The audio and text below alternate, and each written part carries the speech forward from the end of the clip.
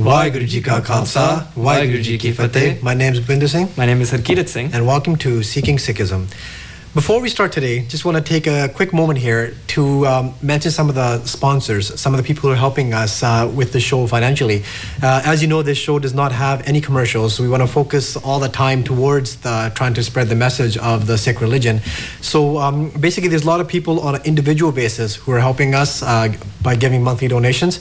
And also there are some gurdwaras, some Sikh temples also in the lower mainland that are helping us. And some of the gurdwaras that are giving us support right now are Gurdwara Sahib Singh Sabha in Surrey, Dashmesh Darbar in Surrey, and Khalsa Darbar Vancouver, and also Suksagar Gurdwara Sahib in New Westminster. So we want to thank all of them and all the individuals who are helping as well.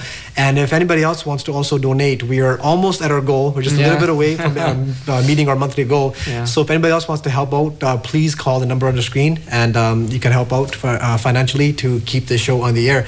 So Harkeerat Singh, what are we going to talk about today? Well, today on Seeking Sikhism, we have a great episode lineup. We're going to be talking about a word that's often heard in many different languages and cultures and even religions. In fact, this word is almost like the fundamental essence, the basis of many religions all over the world, and it's the word love. And what it means when somebody says, I love you, or what does it mean when somebody says, I like you, and what it means when somebody says, I like you, right? So what are these different types of love? And love between you and God, the love between you and maybe Maya or this world and this attachment, and love between you and yourself and your ego. So, Bhupinder Singh, how do we get this? What is love? Please love. Tell me. Well, Guru Sahib tells us, Guru Gobind Singh Ji tells us, Sach kahon sun leho sabai, jin prem kiyo ten hi prapayo.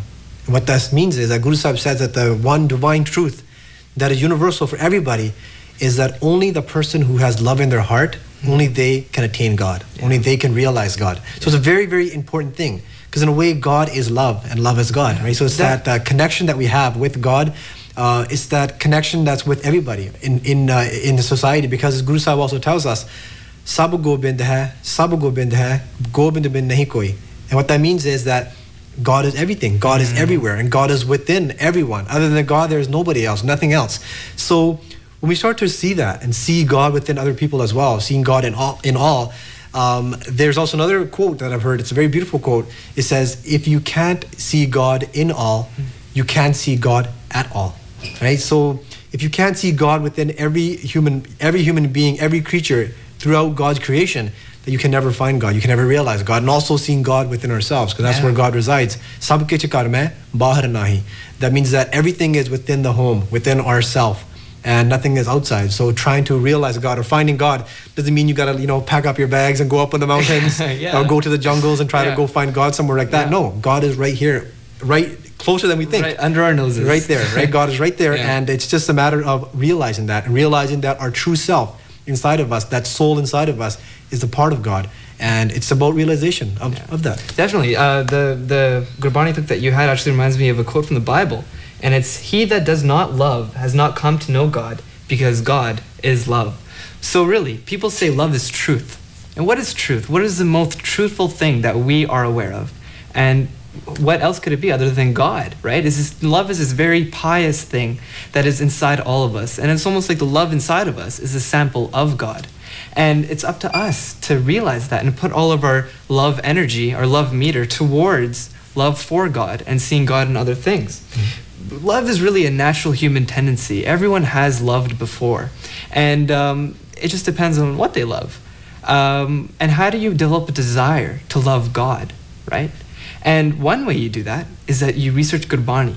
The Guru tells us through Gurbani what God is and how much he's doing for us and what love is. There's a Gurbani tuk, it's Mere lalan ki soba, sad navatan manarangi soba. And what that means is, oh, the wondrous glory of my beloved, my mind is rejuvenated forever by his wondrous love. So Gurbani is giving us this lens to see God as this loving being. And it'll help us convince ourselves and realize what God is doing for us. There's an example in a Punjabi story, in an Indian story, about how a guy loves a girl and how his friend, he really loves this girl, but the guy's friend says to him, hey, buddy, why do you love that girl? She's so ugly, right? Or she's not very good looking. And then he says, no, you don't see her through my eyes. And in the same way, we have to develop a lens for God, and we have to see the God in other people and in other things. But what is Maya? Because Maya, God also gave us Maya, right? Maya's here for a reason. And what is love towards Maya? Maya is this worldly, this environment, this attachment that we can easily be attached to. And I guess an example is if you have, say you have your favorite basketball player and a good athlete, and you really love him a lot, or her, and then they give you like an autograph. You finally get an autograph from this athlete, and you're like, wow, finally got this autograph, maybe I'll sell it online or something, or maybe not. And what are you gonna love after you get that autograph? Are you gonna love the autograph, or are you gonna love the person who gave it to you, right? You have to see that autograph is like this Maya. It's God's gift to us. But we really have to love the utmost source, the truth. We have to love God, because God is love. And the third type of love that I wanted to talk about was loving yourself and then ego. And how you have to suppress your ego and suppress yourself to love God and see the God in you. There's another Gurbani tuk. It's Jab hum hote, tab tum nahi, ab tum haho hum nahi. When I was, then you were not. Now that you are, I am not. So when you remove yourself, when you stop thinking about how great you are, then you'll see God come into the picture. When you remove your my, it'll start being about, tu. It'll be more about you, more about God. And really, seeing God in everyone is a lot like not having any enemies even, and not seeing negative influences in this world. Yeah, like you said, like this Gurbani Pankti says, Kabir, tu karta, tu hua, mujh mein reha na hu. And what that means is, Kabir ji says, by meditating upon you, that I become one with you. That me and you, there's no more difference between me and you anymore, which Kabir ji says. And I guess that's the level that somebody can reach when they their soul becomes so purified that there's no more difference between them and God, because they possess those godlike qualities. And speaking of godlike qualities, we read in Mool Mantar, Ek Oankar, Satnam, Karta, Purkh, Nirpau, and then it says Nirvair. Yeah. And Nirvair means, the word Vair means like someone who's your enemy, or it means hate. And when you add the word Nir in front of it, it means without. So Nirvair is what it means, like God. It's describing God. It says God is without hate, or God is without having any enemies, right? And our purpose in life is to sort of like possess those godlike qualities, right? So why do we have enemies? We wonder why we consider somebody an enemy, and somebody, we love someone, we hate somebody, right? And what's the reason for that? It all comes down to our ego, right? When somebody is not on the same wavelength, or their ideas don't match ours, we start having dislike for that person, right? We start kind of saying, okay, I like this person, I don't like that person. But Guru Sahib warns us, Guru Sahib tells us, a very, very important line in Gurbani. It says, Jab tare ko bari meet, tab lag nehchal nahi cheat. And what that means is, as long as someone considers some people as their friends and some as enemies, their mind will never come to rest, right? So Guru Sahib is saying that look upon everybody alike. Put it like, friend and foe alike, right? Everybody should be equal. And also, when we read, like, there's Dalai Lama, he says a very beautiful quote. And what he says is, in the practice of tolerance, one's enemy is the best teacher. And what that means is, our enemies, they are not going to hold back. Like, somebody we consider our enemy.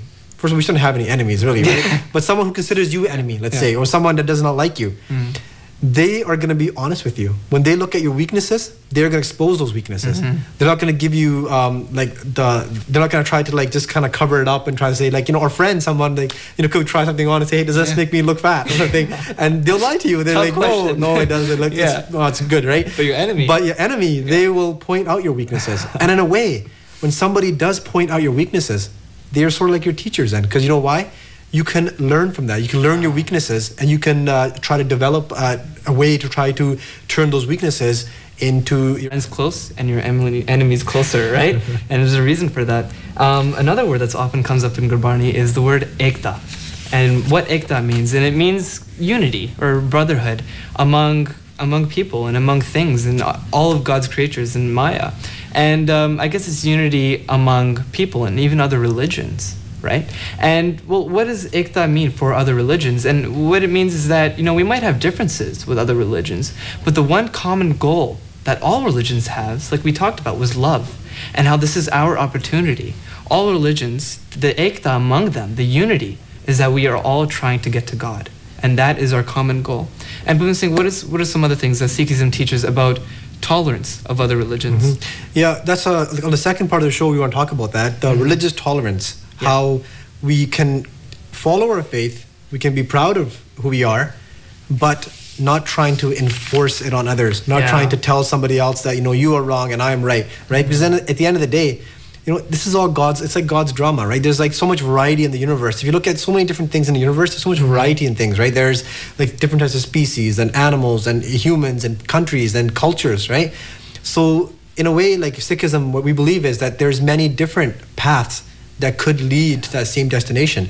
It's like, for example, like if you look at different streams and rivers, and there's all these streams and rivers and they all flow into the ocean. And the ocean is like God. And all these streams could be like different paths that lead to that one source. But it's our ego that comes in there and starts saying that, I am right and you are wrong. And this example I want to give just from Sikh history about how our gurus were so open to having love for people of all faiths. And there's one example I want to give is a person named Sai Mia Mir. Now, Sai Mia Mir, he was a Muslim, and he was very, very close to Siddhi Guru Arjan Dev Ji as well. He lived in Lahore, and every time Guru Arjan Dev Ji went there, they would go there and they would meet, and they had a lot of love for each other because they were both had that spirituality and they felt that connection. And he also played a very, very important role in the development of Sri Harmandir Sahib, which is the Golden Temple, known nowadays as the Golden Temple. Now, when it was time to construct the Golden Temple, Sri Harmandir Sahib, Guru Arjan Dev Ji, he called upon Sai Mia Mir, who is a Muslim, and he said that Sai Mia Mir is going to lay the foundation stone. And Sai Mia Mir is the one who laid that foundation stone for Sri Harmandir Sahib.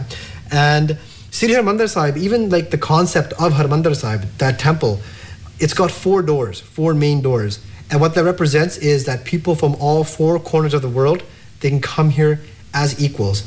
And also, Sri Harmandir Sahib and all gurdwaras around the world, all temples around the world, also have a concept of langar.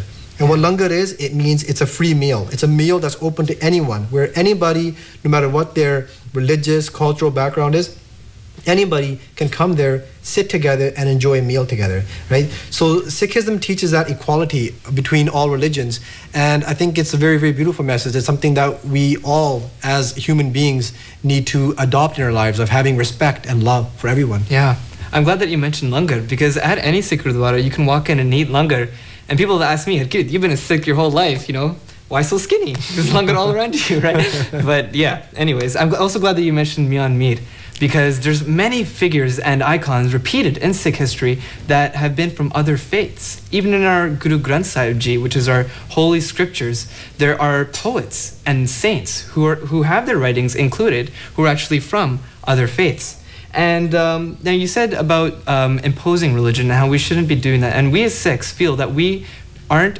here to impose our religious beliefs on you. We're not here to convert other people. Well, Sikhism actually respects other religions, and we've been known to defend other religions in history as well. Yeah, there's an example from Sikh history, Sri Guru Tegh Bahadur Ji, the 9th Guru. Now, what was happening was, at this time in India, there was an emperor named Aurangzeb, and Aurangzeb had this mission, and his goal was to basically convert everybody in India to the religion of Islam, right? And that was the mission that he had, and at any cost, he wanted to get this dream fulfilled.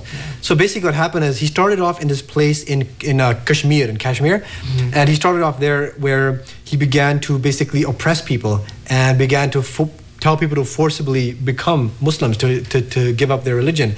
And what happened was those pundits, the priests from the area of Kashmir, they went to Sri Guru Tegh Bahadur Ji for help. So when they came to Sri Guru Tegh Bahadur Ji, they basically told him, they said, our religious freedom is being threatened. And the Mughal Emperor Aurangzeb has declared that we either convert to Islam or we will be killed. So we have come here for your guidance. And Sri Guru Tegh Bahadur Ji, basically that day, what he declared was, he said that you can go and tell the emperor, you can say to them, give a message and say that if you can convert Sri Guru Tegh Bahadur Ji to Islam, that we all would do it on our own. We would automatically do it on our own. So basically, when this got back to Aurangzeb, he ordered the arrest of Sri Guru Tegh Bahadur Ji. And Sri Guru Tegh Bahadur Ji was standing up. He was standing up for religious freedom. He was standing up for the rights of every human being. Definitely. And as a result of this, he was being forced to convert to Islam. And he went through a lot of torture. He said that every person has the right to practice their own religion, right? So you cannot force somebody. You cannot force somebody to change their way of thought into what they want. And Guru Sahib, because of that, he got beheaded. He was beheaded by the orders of the emperor, and he gave up his life for religious freedom. Yeah, definitely. And that story is so huge in Sikh history because it tells us how we are here to defend other faiths and help other faiths, and in not imposing our religion on other people, we are almost defending their religion as well.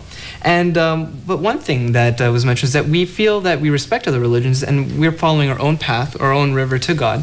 And people might see us walking down the street and be like, hey, you teach universalism, you teach about other religions, but then why the turban and why the long beard, right? And the reason for that is that this is our own individual path to God. And this is something that we're proud of, right? We feel as Sikhs, are the values and beliefs that we hold dear to us is the importance of hair and how it's our body's way of naturally growing and how we don't want to stop that or discontinue that. And I like that you said different rivers because it's almost like religion is like a train track, and we're like a train and we're trying to get to God on this track. Now, if that train gets off that train track, it's not going to move anywhere. So really, you need religion to move. And religion is almost like a discipline, something that you do every day of your life to remind yourself of your commitment to your certain philosophy. Now, when we look in Sikh history, there's a person named Bhai Kanhaiya Ji. And his way of seeing God and everybody was absolutely beautiful.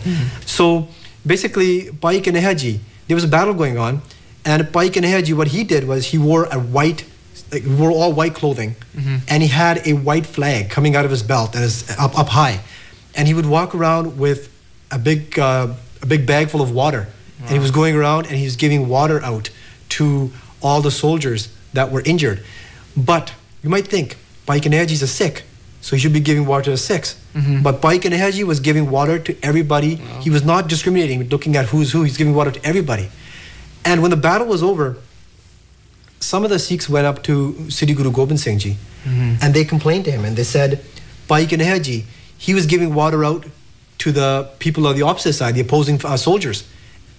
And when Guru Gobind Singh Ji asked them about this, he said, Bhai Kanhaiya Ji, a question has been posed by the Sikhs. What is your answer? And what he said was, Bhai Kanhaiya Ji goes, Guruji, I did not look to see, I could not see who was enemy, who was friend. He goes, I just see the light of God in everybody. I saw God within all, so I was treating everybody equally. And Guru Gobind Singh Ji told him, Bhai Kanhaiya Ji, from now on, you are not going to be just giving water to the people. From now on, you're also going to be applying ointment and also bandaging the wounds of everybody equally. And Bhai Kanhaiya Ji did this. It was kind of like an early start of the Red Cross movement, where Bhai Kanhaiya Ji was going around and he was giving water to everybody in the battlefield, and he's also helping people by bandaging their wounds and applying ointment as well. Yeah, that's amazing. He was loving them regardless of their religion, and which is, again, something that Sikhs hold very dear to them, and how we feel that we're meant here to respect everybody and love everybody. People often get confused is now forgive me, but essentials and non-essentials of religion. And one thing that goes, the non-essentials, might be wondering what that is. And in today's modern day society, it's unfortunate that some religions might take in cultural traditions as religious practices. And one thing that people have to decipher is the difference between culture and religion, and how culture is based on where you live and your environment, right? Like there's many religions where there's like 3 different religions, but it's the same culture because they're all in the same place. And culture is something that you have to go with, and the traditions that you might follow in order to be a citizen of that state, of that place. And it's the way in which you live. But religion is the way in which you live spiritually. And there's a difference between being a citizen and being a spiritual citizen. And how religion is something that all religions have in common is about that concept of love. And it's a very pure, pious thing. And it's all about getting union with God. So one thing, I can't stress that enough, is that cultural traditions and religious practices are very different. Now, just want to change gears here a little bit and talk a little bit about religious pride versus religious ego. Yeah. See, what happens sometimes is it's okay to be proud of your religion. You know, if you're a Christian, be a proud Christian. If you're a Muslim, be a proud Muslim. If you're a Sikh, be a proud Sikh. It's okay. But what happens is there's religious pride and there's also religious ego. And when the ego comes in, it starts saying things like, I'm better than you, or I'm on the right path, you're on the wrong path, right? Now, in Sikhism, we don't believe in converting. Sikhs don't actively convert. We don't ever go up to somebody and if they're a different religion and try to tell them to leave their religion and join Sikhism. No, if somebody wants to join the religion, the arms wide open from the Sikh community. Definitely. However, actively going out to converting people is something that's against the practice of Sikhism. Definitely. People might see us on the street again. They might think, those guys wearing those turbans, they think that they're better than other people. But the thing is that we don't think we're better than other people. I was just thinking, if somebody tuned in right when I said, think we're better than other people, let me please, for viewers who just tuned in, we do not think we're better than you.